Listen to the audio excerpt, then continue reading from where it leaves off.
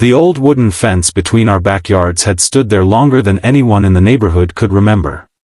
It separated two homes, two lives, and two strangers who had spent years pretending the other didn't exist. One quiet afternoon, while chasing a ball that had rolled toward the fence, I looked over it by accident. What I saw on the other side stopped me cold. My elderly neighbor, a man everyone believed wanted nothing to do with anyone, was struggling to lift a heavy stack of weathered wooden boards with trembling hands. Before I could quietly step away and pretend I had seen nothing, he slowly raised his head, looked directly into my eyes, and with a tired expression that carried years of loneliness, silently motioned for me to come help him instead. That unexpected moment became the beginning of a story that changed not only his life, but mine forever. Before we continue, if you believe kindness still has the power to change lives, please like this video, leave a comment, share it with someone you care about, and subscribe to Love and Destiny so we can keep bringing you stories that remind us hope is never truly lost.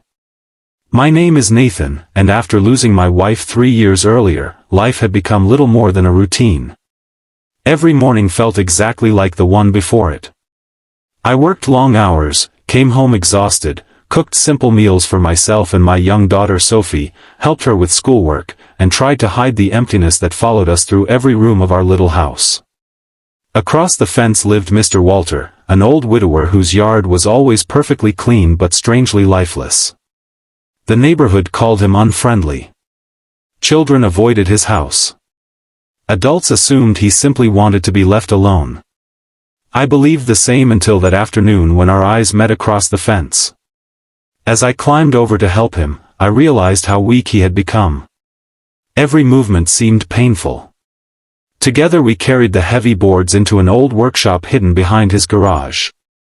Dust covered every surface, but inside stood dozens of unfinished wooden toys, tiny rocking horses, dollhouses, puzzles, and hand-carved trains. They were beautiful, yet none had ever been painted or wrapped. The workshop looked like time itself had stopped years ago. Without saying much, Walter pointed toward an old photograph hanging on the wall. It showed him beside a smiling little girl holding one of the same wooden toys. The corners of the picture had faded, but the happiness in their faces remained clear. Slowly, as we worked side by side, pieces of his story began to unfold. His granddaughter had loved visiting the workshop every summer. They dreamed of opening a small toy shop together one day, where every child could receive a handmade gift regardless of whether their family could afford it. But a sudden illness had taken her before she turned 10. After losing her, Walter closed the workshop and slowly closed his heart as well. Hearing his story reminded me of my own loss. For years I had convinced myself that carrying pain alone made me stronger, but standing inside the dusty workshop, I realized loneliness only grows heavier when no one is willing to share it.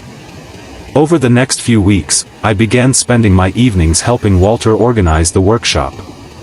Sophie came with me after school, and for the first time in years, laughter returned to that forgotten building.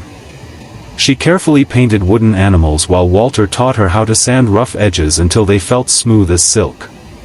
Watching them together healed parts of my heart I didn't know were still broken. The neighborhood slowly noticed something unusual. The old man who rarely spoke now smiled whenever children walked past his yard. Brightly painted toys began appearing on the porch with handwritten notes inviting families to take one if they needed it. At first, people were suspicious. Then one little boy carried home a handmade fire truck. Soon another family accepted a dollhouse for their daughter. Before long, Walter's porch became a place where kindness quietly waited every weekend. Not everyone welcomed the change. A property developer had been trying to purchase Walter's land for months. The neighborhood had become valuable, and the old workshop stood exactly where new luxury homes could be built. Walter had always refused every offer, but now the developer became more aggressive, convincing people that the abandoned workshop lowered property values. Rumors spread that it should be demolished for everyone's benefit. Walter seemed ready to surrender. Years of grief had taught him that fighting rarely changed anything. But this time he wasn't standing alone.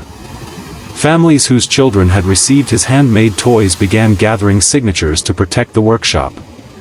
Parents shared stories about how those simple gifts had brought smiles during difficult financial times.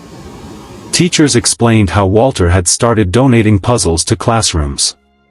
Local newspapers wrote about the elderly craftsman whose forgotten dream had become a gift to an entire community. Watching neighbors unite reminded me that compassion spreads faster than fear whenever someone chooses to act first. The city council eventually visited the workshop themselves. Instead of seeing an old building ready for demolition, they saw shelves filled with handcrafted hope, surrounded by children learning patience, creativity, and kindness from an old man who had finally found a reason to open his heart again. The council rejected the developer's proposal and helped register the workshop as a community craft center where volunteers could continue Walter's mission for generations. Months passed, and every Saturday became something special. Parents, teenagers, retirees, and children gathered inside the workshop, carving toys, painting gifts, and sharing stories that reminded everyone they were never as alone as they once believed. Sophie often said the workshop felt warmer than any place she'd ever known, even during the coldest winter mornings. I realized it wasn't the old heater keeping us warm. It was people choosing each other over isolation. Walter's health continued to decline, but his spirit grew stronger every day. One evening, after everyone had gone home, he handed me a small wooden box he had quietly finished. Inside rested a carved family of 3 holding hands beneath a tree. On the bottom he had carefully engraved a simple sentence that brought tears to my eyes: "The strongest fences are not the ones that keep people out, but the ones that remind us to look over them." If this story has touched your heart so far, please take a moment to like this video, share it with someone who may need a little hope today, and subscribe to Love and Destiny.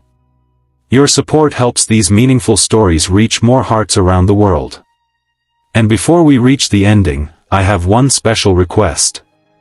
Please leave a comment telling us about a moment when a stranger's kindness changed your life, or when you chose to help someone without expecting anything in return. A few weeks later, Walter peacefully passed away in his sleep. The neighborhood mourned not the lonely old man they once misunderstood, but the gentle craftsman who had reminded them that healing often begins with the smallest act of courage. At his memorial service, hundreds of handmade toys surrounded his photograph instead of flowers. Every single toy represented another child whose life had been brightened because one grieving grandfather refused to let love disappear forever. Sometimes I still stand beside that old fence in my backyard. It hasn't changed much, but every time I look at it, I remember that life can change in a single unexpected moment. One accidental glance over a weathered fence led to friendship, healing, purpose, and a community brought together by kindness. We spend so much of life building walls to protect ourselves from pain that we forget someone on the other side may simply be waiting for us to look over and offer a helping hand. And perhaps the greatest miracles don't happen when we find perfect answers. They happen when we stop walking away, choose compassion instead, and discover that the people we once considered strangers were the family our hearts had been searching for all along.